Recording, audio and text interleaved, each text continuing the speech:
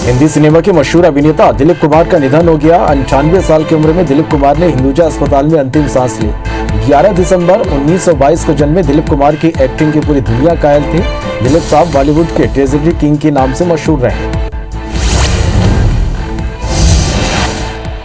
बॉलीवुड अभिनेता दिलीप कुमार के दुखद निधन पर पीएम नरेंद्र मोदी ने दुख जताया। नरेंद्र मोदी ने दिलीप कुमार को सिनेमैटिक लेजेंड बताया, शानदार एक्टर और पर्सनालिटी उन्हें बताया। पीएम मोदी ने सारा बानो से फोन पर बात कर परिवार और करीबियों के प्रति संवेदना व्यक्त की।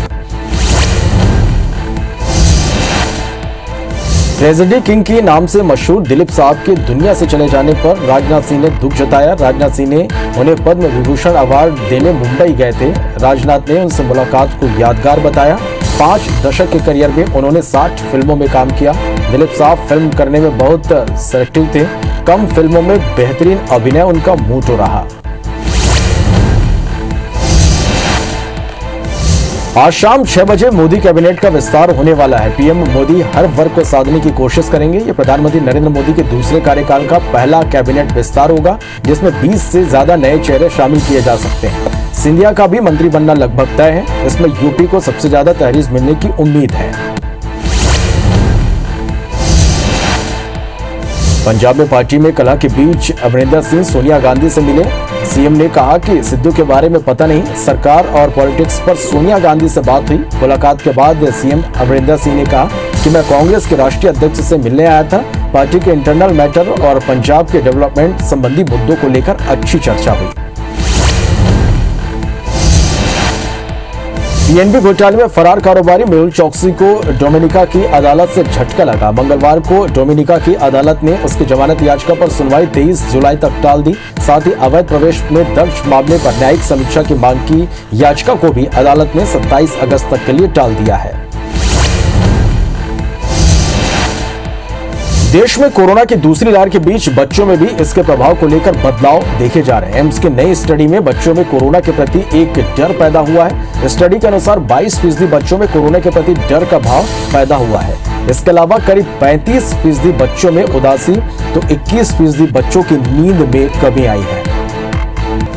राष्ट्रपति रामनाथ कोविंद ने ट्वीट कर अभिनेता दिलीप कुमार के निधन पर संवेदना व्यक्त की। उन्होंने लिखा कि भारत के ट्रेजेडी किंग को पूरे उपमहाद्वीप में पसंद किया गया। उनका निधन एक युग का अंत है। दिलीप साहब भारत के दिल में हमेशा जिंदा रहेंगे। उनके परिवार और अनगिनत प्रशंसकों के प्रति मेरी संवेदना।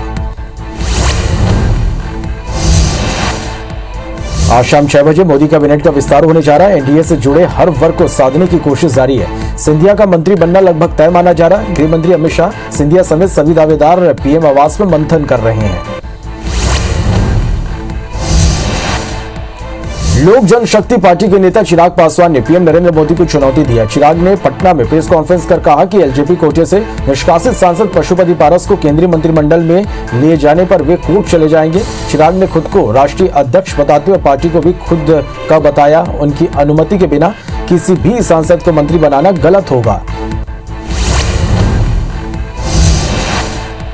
केंद्रीय स्वास्थ्य मंत्रालय ने वैक्सीन की जानकारी देते हुए बताया कि राज्यों और केंद्र शासित प्रदेशों को वैक्सीन की 37 करोड़ 43 लाख डोज उपलब्ध कराई गई है। तो वहीं सुबह 8 बजे तक वेस्टेज सहित कुल वैक्सीन की खपत 35 करोड़ 75 लाख 98 हजार पहुंच गई। देश में कोरोना की दूसरी लहर के बीच बच्चों में भी इसके प्रभाव को लेकर बदलाव देखे जा रहे हैं। एम्स की नई स्टडी में बच्चों में कोरोना के प्रति एक डर पैदा हुआ है। स्टडी के अनुसार 22% बच्चों में कोरोना के प्रति डर का भाव पैदा हुआ। इसके अलावा करीब 35% बच्चों में उदासी तो 21% बच्चों की नींद में कमी आई है।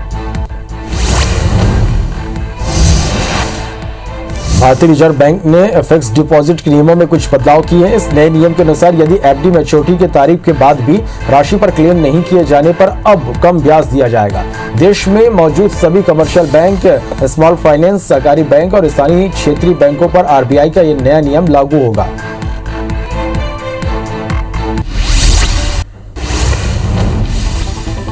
सरकारी गतिविधियों को कानूनी और प्रशासनिक रूप से मदद देने केंद्र सरकार ने नया सहयोग मंत्रालय बनाया है। सरकार ने कहा कि यह मंत्रालय सहकारी समितियों के लिए ईज ऑफ डूइंग बिजनेस की प्रक्रिया को आसान बनाएगा और मल्टी स्टेट कोऑपरेटिव्स के विकास में मदद करेगा। केंद्र ने सरकार से समृद्धि विजन को पूरा करने नया मंत्रालय बनाया है। दिल्ली के वसंत विहार इलाके में पूर्व केंद्रीय मंत्री पीआर कुमार मंगलम की 67 साल की पत्नी कीटी मंगलम की तकिए से मुंह दबाकर हत्या कर दी गई। घर के धोबी और उसके 2 साथियों पर हत्या का आरोप लगाया, जिसके बाद पुलिस ने धोबी राजू को गिरफ्तार कर लिया है। मामले में पुलिस को शक है कि लूट के इरादे से हत्या की गई। घटना मंगलवार करीब रात 9 बजे की है। जानकारी के मुताबिक घर में काम करने वाली मेड ने धोबी को पहचान लिया था, जिसके बाद आरोपियों ने मेड को बंधक बनाकर लूट ली। फिर किटी की हत्या कर दी गई। रात 11 बजे पुलिस को घटना की जानकारी दी गई। ममता बनर्जी के आरोप पर हाईकोर्ट ने ममता पर 5 लाख रुपए का जुर्माना लगाया। ममता बनर्जी ने हाल में आरोप लगाया था कि कलकत्ता हाईकोर्ट के जस्टिस कौशिक चंदा भाजपा के संपर्क में है, जिसे हाईकोर्ट ने बदनाम करने वाला आरोप माना है और ममता बनर्जी पर जुर्माना लगा दिया। पाकिस्तान आईएसआई को सूचना मुहैया कराने के आरोप में भारतीय सेना के 2 जवानों को गिरफ्तार किया गया। जालंधर ग्रामीण एसएसपी नवीन सिंगला ने इसकी जानकारी दी। एसएसपी के मुताबिक पिछले 4 महीने में रक्षा और राष्ट्रीय सुरक्षा से संबंधित 900 से ज्यादा क्लासिफाइड दस्तावेज चोरी हुए हैं, जो पाकिस्तानी इंटेलिजेंस अधिकारियों को मुहैया कराए गए हैं। केंद्रीय कृषि कानूनों को चुनौती देने वाले 3 कृषि विधेयक मंगलवार को महाराष्ट्र विधानसभा में पेश किए गए। इस विधेयक पर चर्चा करते हुए राज्य के खाद्य एवं नागरिक आपूर्ति मंत्री छगन भुजबल ने केंद्र की मोदी सरकार को निशाने पर लिया। वहीं ठाकरे सरकार के पेश कृषि विधेयक पर फडणवीस ने कहा कि इसमें कुछ भी नया नहीं है। पंजाब में पार्टी में कलह के बीच अमरिंदर सिंह सोनिया गांधी से मिले। सीएम ने कहा कि सिद्धू के बारे में पता नहीं, सरकार और पॉलिटिक्स पर सोनिया गांधी से बात हुई। मुलाकात के बाद सीएम अमरिंदर सिंह ने कहा, मैं कांग्रेस के राष्ट्रीय अध्यक्ष से मिलने आया था। पार्टी के इंटरनल मैटर और पंजाब के डेवलपमेंट संबंधित मुद्दों को लेकर अच्छी चर्चा हुई।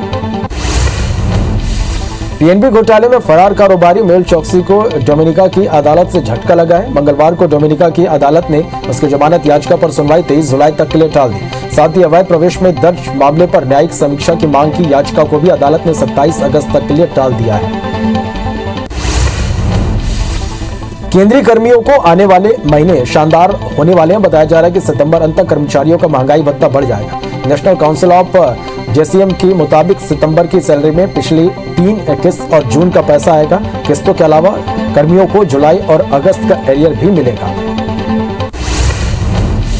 भारतीय रिजर्व बैंक ने फिक्स डिपॉजिट के नियमों में कुछ बदलाव किए हैं। इस नियम के अनुसार यदि एफडी मैच्योरिटी की तारीख के बाद भी राशि पर क्लेम नहीं किए जाने पर अब कम ब्याज दिया जाएगा। देश में मौजूद सभी कमर्शियल बैंक, स्मॉल फाइनेंस, सहकारी बैंक और स्थानीय क्षेत्रीय बैंकों पर आरबीआई का यह नया नियम लागू होगा।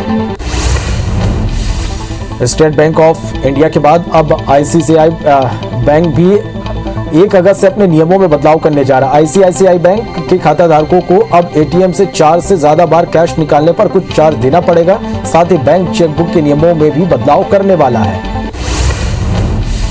तेल कंपनियों ने पेट्रोल के भाव में 35 पैसे और डीजल के भाव में 17 पैसे का इजाफा किया। इसके बाद दिल्ली में पेट्रोल की कीमत 100 रुपए 21 पैसे प्रति लीटर पहुंच गई, तो वहीं डीजल के भाव 79 रुपए 53 पैसे प्रति लीटर हो गए।